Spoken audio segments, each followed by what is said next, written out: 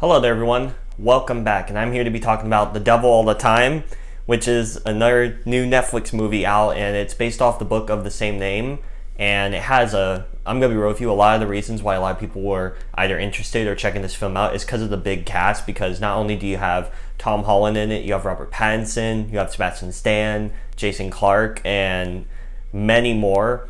And it's kind of an interesting film to talk about because there's a bunch, like there's like a big cast of like different like main characters and stuff, but your main character is Tom Holland, who, after some sinister stuff that happened in his past with his parents, which I don't want to dive into because how the film tells its story and all is like, that's basically the first half of it. Like how the best way to describe this movie, it's really, it's just how the pacing is just so weird because like the first half of the movie jumps around from this character and this group and then this character and then that group, and it does all of that stuff that it takes so long for you to get really into the movie.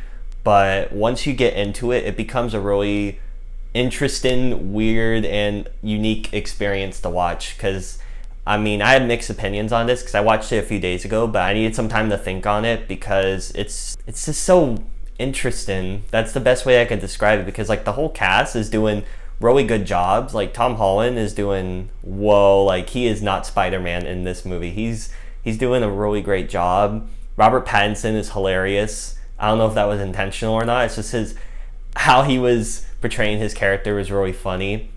Especially the delusion scene. That was and yeah, like it's just kind of hard to describe, like, because the main plot that I can think of is like you follow Tom Holland in this town full of a lot of other people that are really, not so good and stuff, and he's basically trying to protect his sister-in-law, because she gets picked on and all. But then it ties in to Robert Pattinson's character, who's this new priest that came into town. Then you have this couple who's Jason Clarke and this other lady who are, doing some sinister stuff, luring men to do the, stuff like that. And then you have a corrupt police officer in Sebastian Stan.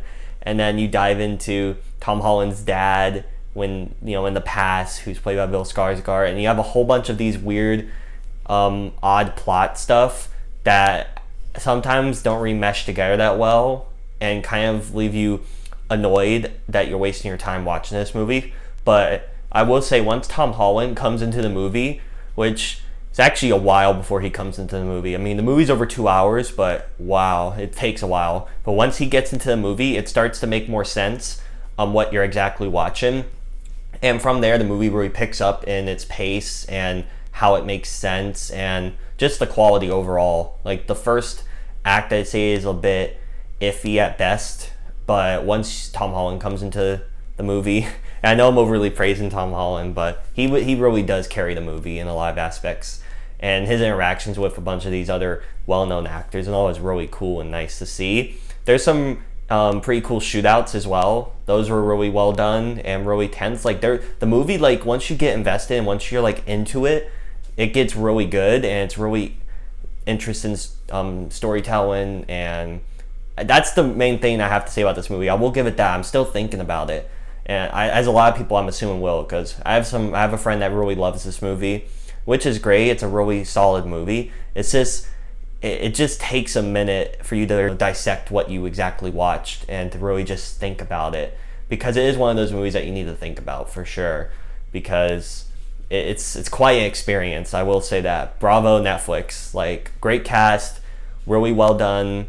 The setting's really unique and different from a lot of our movies I've seen this year and all. And the ending's just crazy.